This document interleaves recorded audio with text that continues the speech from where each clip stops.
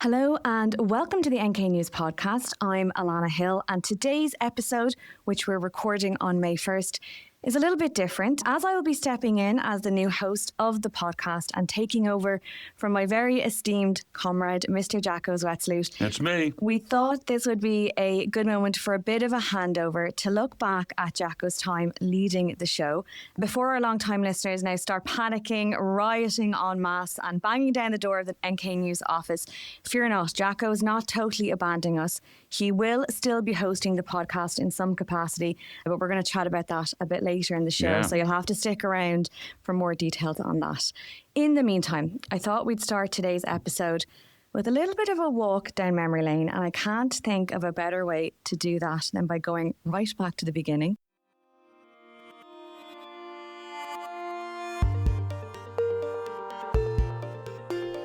Good morning, listeners, and welcome to the NK News podcast, the only English language podcast devoted exclusively to North Korean issues. I'm your host, Jacco Zwetsloot. By day, I work as Director of Business Innovation at HMP Law, a Korean full-service law firm, but by night I read about North Korea, or the Democratic People's Republic of Korea, as it is officially known. And I will be your host of this new weekly podcast produced exclusively for NK News. Today, our very first guest is Professor Andrei Lankov, Director of the Korea Risk Group and Professor at Kookmin University. Welcome, Professor Lankov. Well, thank you for inviting me here. Thank you for coming here. It's a pleasure to have you. Jacco, first of all, I guess I should say welcome to the show, but it kind of feels weird and inappropriate in a way to say that. That's right. I am sitting in the same seat that I sit in every week. Yeah, I didn't want to take over straight away. You've been the voice of this podcast since February 12th, 2018. That was when that episode was. Take us back to that first episode. What do you remember about recording it? And when you hear that, when you listen back now, what stands out to you the most? Well, they were exciting times there, February 2018. This was just as the Winter Olympic détente was coming up. So there was hope of all sorts of engagement and rapprochement with North Korea ahead of the first Trump summit with Kim Jong-un. And so it was a great time for NK News and a great time for Chatter Carol to have the idea that let's start a podcast and let's ask Jacco to come in and host it. So I was honored and delighted to come in and start working on it. And then, of course, episode 1, old friend and mentor Andrei Lankov, what better guest could we have for episode 1 to really open the show? And we've had him on several times since then. Not as often as I'd like, but he's a very busy man. It was a great opener. When you first took on the podcast, what felt like the defining North Korea story at that time? Well, at that time, this was, remember, just a few months after the mutual threats, the era of fire and fury that Donald Trump said he would rain down in North Korea and increasing and escalating nuclear threats. And then suddenly letters began to be exchanged. So really the defining story was U.S.-North Korea relations and would they get better or would they lead us into a war? And so, and of course, Moon Jae-in was president of South Korea at that time, and he was very committed to improving not just inter-Korean relations, but North Korea-U.S. relations. So that was also part of that defining story, was really where were we going? Were we about to head into World War III or into something a bit better? It does really feel like, a whole world ago. As you said, at the time it was the Olympics. We had North Koreans competing in the Olympics. Yep. Now I'd say we're at maybe an all-time low in terms of inter-Korean relations. If you were starting the podcast now, in today's North Korean news environment, what do you think would feel the most different? Gosh, yeah, so many things. There'd be very little to say about inter-Korean relations, and there'd be so much to say about North Korea-Russia relations. That wasn't really a big part of the story in 2018. I mean, of course, and having Professor Lankov on the first episode, North Korea-Russia, the relationship goes back to August 1945. So it's always been there, but it wasn't really a salient part of the North Korea story in February 2018. Russia was very much taking a backseat to whatever the US and North Korea were working out together. So yeah, that's a big change. But in terms of the lives of everyday North Koreans, they're still struggling. They're still going through hardship. There's still malnutrition and shortages, and the government is still using resources on weaponry and military rather than on improving the lives of ordinary people. So that's a story that hasn't changed at all. Yeah, so lots has changed, as you said, but again, there's still those common threads that we're still seeing across this beat. Jacco, I asked you to think about a few episodes that kind of stand out from your time hosting? So we're going to go through a few of them now. Yes. Yeah, now, a caveat to you and to the listeners, at some point we stopped numbering the podcast. Right. I think that wasn't the wisest decision in hindsight, because I don't even know how many episodes I've done now, but there's been hundreds of episodes, yes. And it's hard to name them without a number. I did try to go back and count, and then we stopped numbering, and then I gave up. So first, I think it's somewhere around 400. Right, yeah, I think it is in and around 400. First, I want to ask, was there an episode that surprised you, either because of what the guests said, or maybe how listeners responded, or maybe how the conversation went? Gosh, good question. I try to go into it knowing more or less where the interview is going to go, and I have some idea of what to expect of a particular guest. So, gosh, surprise in terms of content. I mean, it's a three-parter. Okay. It was a long episode, but I knew going into it what to expect, but it was still surprising, and that's the three-part, and one of the most memorable episodes, the three-part interview with the Florida man, Miles Christian Hart, who had been to North Korea a couple of times, and then he went a third time without a visa, without an invitation, without permission. He bought a rubber dinghy in China, paddled his way across the river, walked into a military base, and then onto a road leading to a village, and was at some point, accosted by and arrested by North Koreans who trussed him up and took him to a base for interrogation. What a story.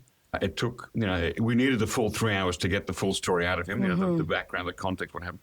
And every detail of it checked out, despite how, extraordinary it sounded. And the fact that this happened, the experiences that Miles had took place maybe a year or two before the very tragic story of Otto Warmbier, who, of course, didn't survive incarceration in North Korea. But Miles, who's also an American, came out of it unscathed, still with a good impression about North Korea, and wanting to send a message to Kim Jong-un, and having received a flag of the Democratic People's Republic of North Korea, and sort of wished well and handed over to the Chinese at the border. And it's such a remarkable story. Yes. That, he reached out to us, I think having reached out to CNN first, and CNN said, we can't verify this story, so we can't run with it. And we were able to, Chad and I, mostly Chad, but I helped as well, were able to verify enough aspects of the story to say, this is real, and this is a very unusual story, so we have to report it. And so we spent 3 episodes on that one. It was around Christmas 2017 or 2018 that episode came out. It was like a Christmas bonus, sort of 3 episodes in one go. And it was very, very surprising and also just very memorable. Well, let's take a listen to a clip from that episode. So you met a guy, he offered you a visa, and that happened very quickly, didn't it? It happened just within, I think, maybe 10 days or so. Right, and that's up in the northeast of North Korea, near the tri-national border where Russia, China, and North Korea come together. There's the free trade zone. I think maybe it's a special economic zone. I forget the exact word. Yeah, I think it's an SCZ, yep. Rajan Sonbong, or Rason, as the North Koreans like to call it, which is actually 2 cities, Rajan and Sonbong, and you were up in Rajan, is that right? Right, yep, that's right. Okay, and so you were working on a farm there as a volunteer, helping, you were, as you say, a veterinarian, but also doing anything and everything that needed to be done. Absolutely. Yep. And that was for a period of about 5 to 6 months. Yep, that's exactly right. Right. And when you went in, that was very late in December of 2013. It was just right after that. I arrived, I think, in China around, I think it was maybe even on Christmas Day. And then I think when I actually went into North Korea, which is pretty overwhelming, I still remember driving through the mountains and couldn't believe I was there, because prior to that, I didn't even know that people could visit or work there. Oh, and also another surprising one, I interviewed, and I forget his name now, but it'll be easy to find in the archives, the head of the Nigerian Juche Study Group Association. I may have remembered the words it might be the Juche Study Association of Nigeria. Anyway, I'll fact check that.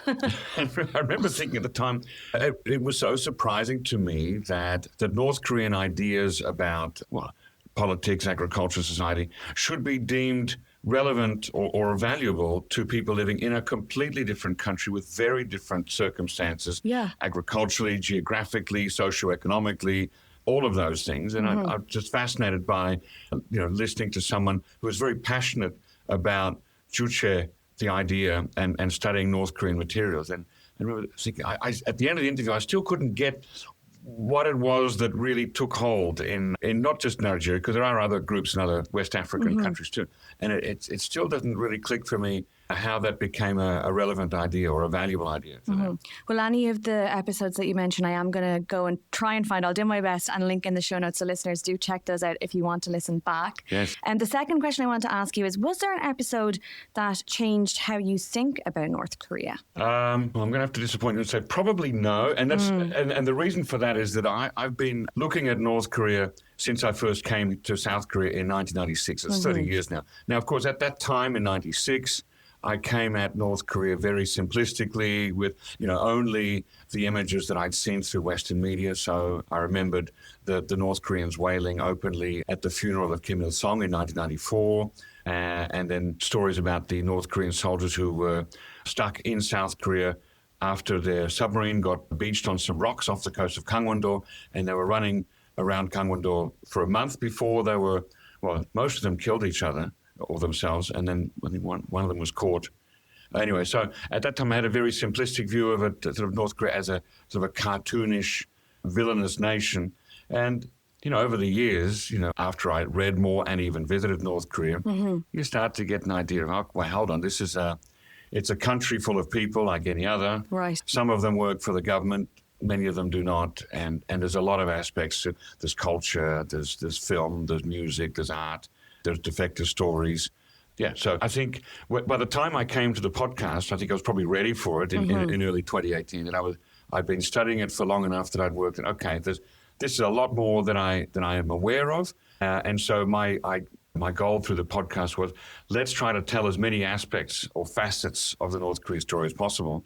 And so every new interview, any new bit of information that I got became a new layer in that cake, yes, rather than something that would overturn, what I'd heard before. So yes. I probably haven't, I could be wrong here, but I probably haven't really had my ideas about North Korea shaken up too much, but it's all adding new knowledge and new facets, saying, okay, well, this is true, but that which somehow seemingly could be opposite is also true, just in different times and different places for different people. So yeah, that's how I sort of try to synthesize all of that information at once. And was there an episode, Jacco, that you think deserved more attention than it got? Maybe many episodes. well, certainly the three-parter with Miles, I think, yes, partly because we released it around Christmas Day, so we didn't number that one, so it was hard for people to find anyway. So that one deserves a lot more attention. I found, of course, episodes with all the North Korean refugees that we've had over the years, everyone from Taeyong-ho down to Eunhee Park, that they're telling real stories about their experiences from Taeyong-ho obviously one of the elite, and Eunhee Park very much not. So that's quite a spectrum there, quite a range of stories, and they need the full attention of people. But also interviews with. I did a long interview with Steve Biegun, who had been, I think, was the Assistant Secretary of State for Northeast Asia, something like that, and he was the point man for North Korean affairs under Donald Trump the first time that he was president.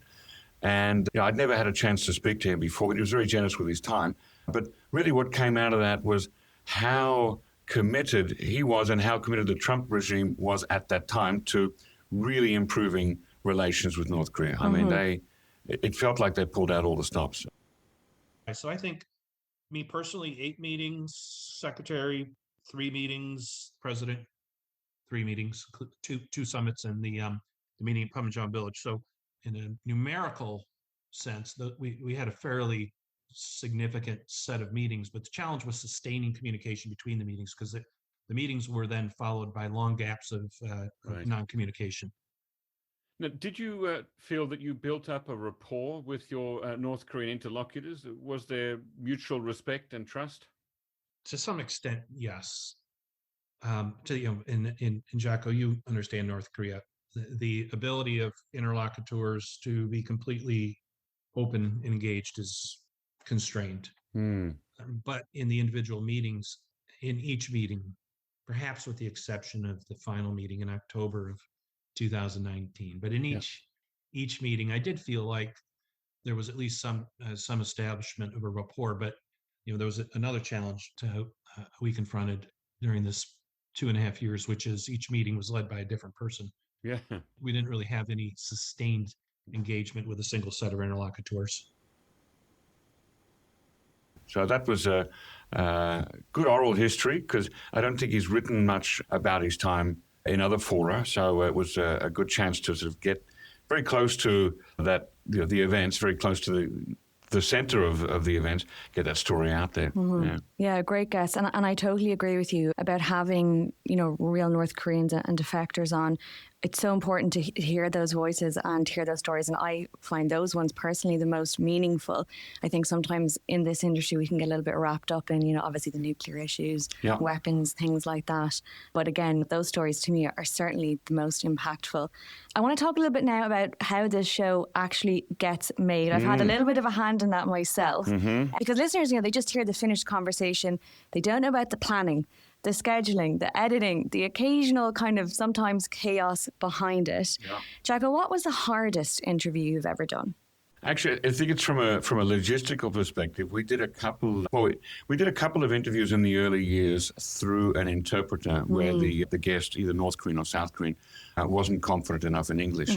And in one of those episodes, we had a bit of a disagreement after the interview was recorded with the side of the guest and their happiness with the quality of the interpreting. And they requested that the whole thing be done again or scrapped. And so I had to call in an outside consultant, basically another interpreter, to listen to it and give their impression on whether they thought it was a valid interpretation or not, and whether it was okay to go out. And eventually we were able to come to an agreement with the guest and their entourage. But boy, that was a bit of a headache, that one, because we had the whole thing in the bag and it was all recorded, and then suddenly we thought we might have to do it all again or lose it all completely. So that was a tough one. Then there was another interview where it wasn't an interpreting issue, but the guest wasn't happy post-interview with what they'd said, and got back to us and said that it was audio quality, or they weren't in the right frame of mind, and could they do it all again or scrap it? And this is, at the end of the day, NK News is a journalistic outfit, and when you agree to an interview, once that's done and it's recorded, then you can't walk back too much and say, well, I regret that whole interview. So we had to get legal advice on that one, and the episode ended up going out. But, much to the chagrin of the interviewee, who wasn't happy with that, and we never heard a nice thing from them again. So. Yeah. So you're not just, doing an interview here, you're kind of a therapist as well, a negotiator. There's all these other elements that go into it. But of course, the hardest interviews that were the ones that didn't go ahead at all, right? Yeah. I mean, I'd love to. There are so many on the wish list that I never got to interview. Obviously, Kim Jong-un, Donald Trump, not for lack of trying. I mean, I reached out. North Korean diplomats at the UN mission in New York. The son of the late Kim Jong-nam, who was somewhere living in possibly CIA protection. I'd love to have talked to him and get his story about that. And then those people who I wanted to interview and reached out to, but they died before it was even possible. So there's the famous Japanese pro wrestler and politician Antonio Inoki, who visited North Korea many times and had his wrestling mentor and coach was a North Korean. And so he had a really unique relationship as a Japanese person with North Korea. I'd love to have talked to him, but he wasn't well by the time I reached out. Then, of course, he passed away. And there was the North Korean spy, Mohammed Gansu, who was jailed in South Korea and then eventually released under an amnesty, became an expert in the Silk Road, the historical Silk Road, writing an encyclopedia about that. And then by the time I reached out to him, he said, no, I don't talk about my history as a spy anymore. So, and he's since passed on too. Yeah, Shreyas actually wrote a fantastic obituary about him. That was a great obituary. Yeah. What's something that listeners might not realize about doing a podcast on North Korea? Okay. Because they only hear the finished product, of course. Yeah, so I think part of what they don't realize is the difficulty of getting guests to agree to come into the studio or online and sit down for a 1-hour interview. Because some people are willing to speak, and some people are like, I don't have the time, or I don't want to be on the record. And so what they don't know is that long list of interviews that never went ahead, right? It's how many approaches are made and how many yeses come back. And so they don't see that process behind how the sausage is made. And of course, all the research that goes into putting the questions together. I always over-prepare, so I always have too many questions. And I have a tendency to, my interviewing style is to let the guest tell their full story. I'm not here to, it's not a cross-examination. I'm not here to do a gotcha journalism. So I want them to get their story out there. So I tend not to interrupt too much. And that means we don't always get through all the questions that I have too, right? Right, so yeah. That's also what part of the way that I do the interview. Right, which is tough also because we have a time limit when it comes to editing it. We'd love to have a 3-hour podcast. Yeah, like a Joe Rogan. Yes, yeah, but have to, try and keep it to a certain level. Now, let's do a quick, speaking of keeping it short, let's do a bit of a lightning round. Try and keep the answers short. I know it's kind of hard on a North Korea podcast. Jacco, what is the most misunderstood issue on North Korea? Well, I think the one which, let me turn it around a little bit, the one with which there are the most question marks is how is it that North Korea as a system continues to survive without major changes through 3 leadership transitions well past the expiry date of communism and socialism in the late 80s. That's the one that I keep coming back to is, what is it that keeps this system going? And in terms of, obviously there are many factors, but one of them that is really underplayed, and I'm echoing Brian Myers here, is the importance of ideology and the importance of just the educational systems. I mean, back in the old days, people would have called it brainwashing. We don't use that term anymore. It's not scientific. But the importance of ideology and just how you educate the next generation to hate the same old enemies, South Korea, America, and Japan, and how to keep those systems going by remaining loyal. There's so many people who have many times over the last 30 years predicted a collapse, a regime transition, a revolution, and it hasn't happened. So that's the one that still remains a big question mark. And I know I've gone on too long with that answer. Sorry. I know, I want to engage as well. Who is a guest or expert that people should be paying more attention to? More attention to? Well, I don't know, because that assumes that I know how many of my guests people are not paying attention to. But I think they should be paying attention to all of my guests, of course. Good answer. All 400 of them over the last 8+ years. Now, you've mentioned, obviously, Kim Jong-un, Donald Trump. Yeah. Who is, if you had to pick one dream guest that you didn't get a chance to have on the show, who would it be?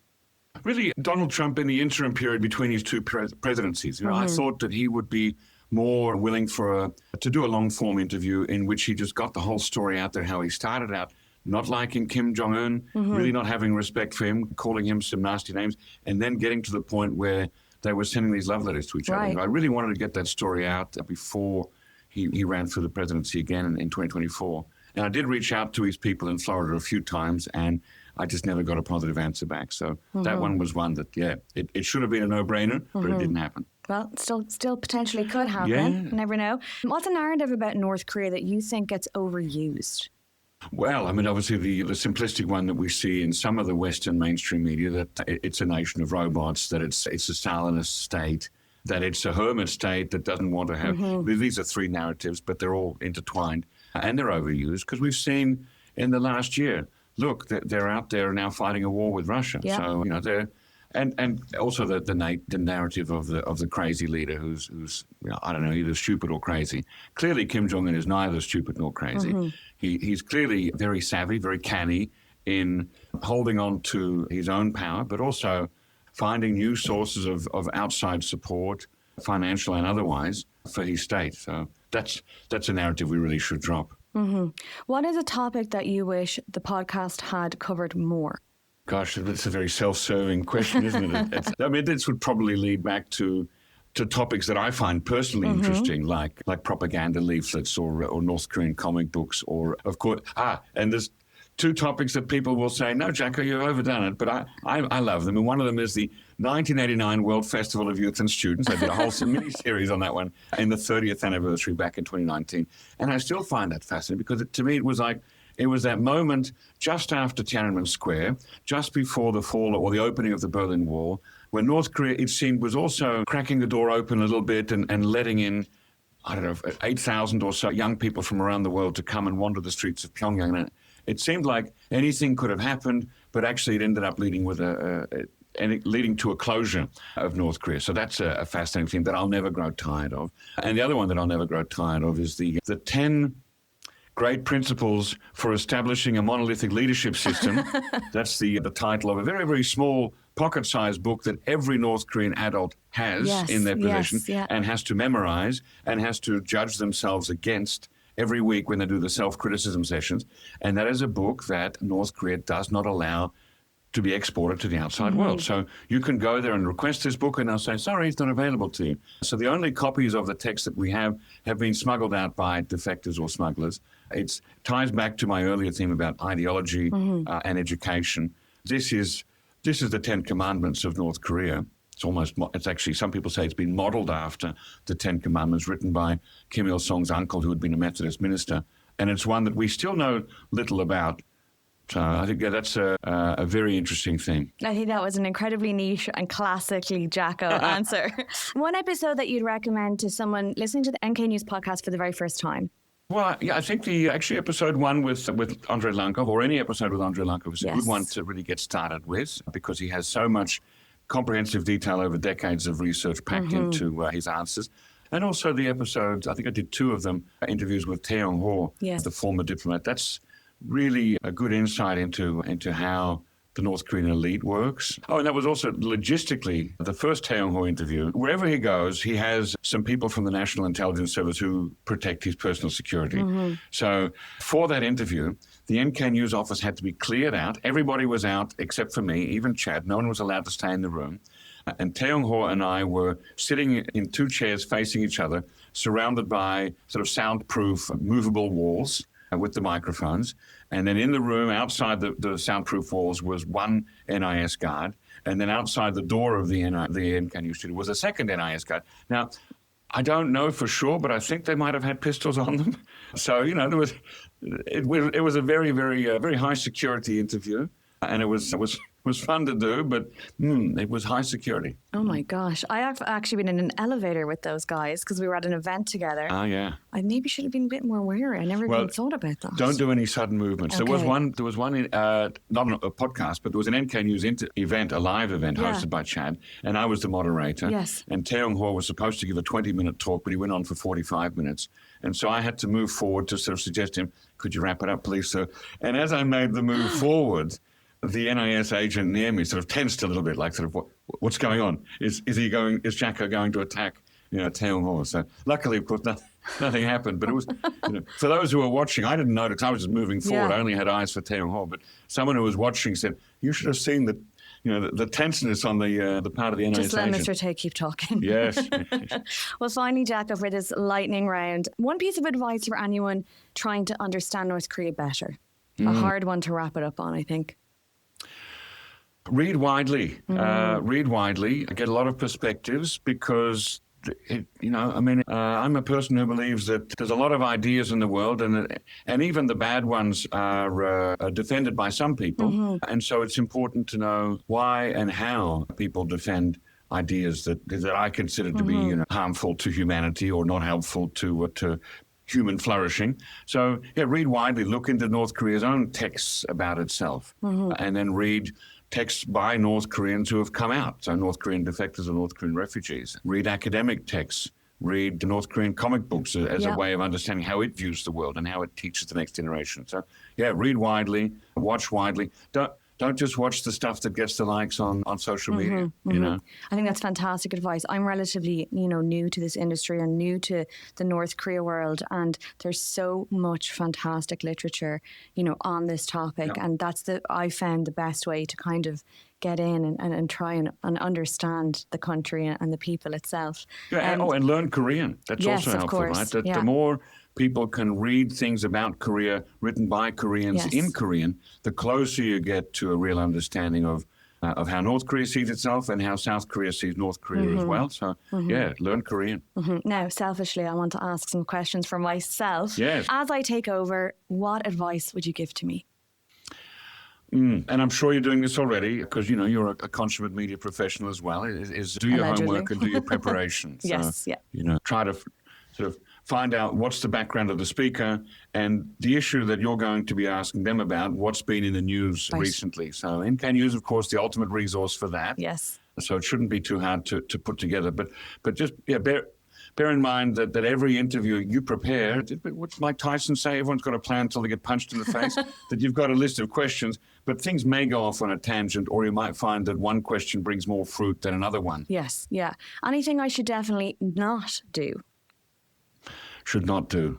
Yeah, don't get confrontational with your guests. Like even, look, some of my guests over the years, I've not agreed with them. I found that some of them even speak things that I would call nonsense. But, I'm not Piers Morgan. I'm not here to have a fight with them. And so I like to, if somebody's saying something silly, then let them hoist themselves by their own petard, I think, as Shakespeare once wrote. So let them show their silliness through what they say, rather than me get in there and fighting with them. In short, don't get punched in the face. Don't punch anyone in the face. There you go. That's right. Make a bumper sticker. Jacco, before we finish, I'd like to hand the floor to you for any final thoughts. And also, of course, to reassure our listeners about what's next for you on the NK News podcast. You're not disappearing entirely, are you? I am not disappearing entirely. No, that's right. I'm continuing as a guest host. So all things going well, knock on wood, once a month, our listeners should hear me interviewing somebody who's got something because you'll be doing more connected to the news cycle. Yes, and so my interviews will be a bit less newsy, but, a bit more sort of high profile, interesting guests who are not necessarily in the news cycle this week, but who have a big story to tell about North Korea. So that's what I'm looking forward to be doing. And maybe I will get that Donald Trump interview or the Kim Jong-un interview or a North Korean diplomat. Or Kim Jong-nam's son, Kim Han-sol. If you're out there listening, hi, please reach out to me. So that's something that I hope to be doing in the coming years. Yeah, I'm 8 years in, but I'm not totally finished with this project, yeah. Well, Jacco, before we let you go, I want to say a very, very, very sincere thank you from me, from everyone at the NK News team. It's been such a real pleasure working with you. Your voice, your curiosity and your warmth have truly shaped this podcast in such an important way. I know I have very, very big boots to fill, and I'm genuinely so grateful to be taking over something that you've built with so much care. So thank you for everything you've brought to the show. And we're very glad listeners won't have to say goodbye to you completely. Thank you, Alannah. It's been a pleasure and a privilege being part of the NK News team all these years, and I look forward to many more, but on a less frequent basis. Yeah. And you will, I'm sure, fill my boots very, very well. Thank you, Jacco. Thank you.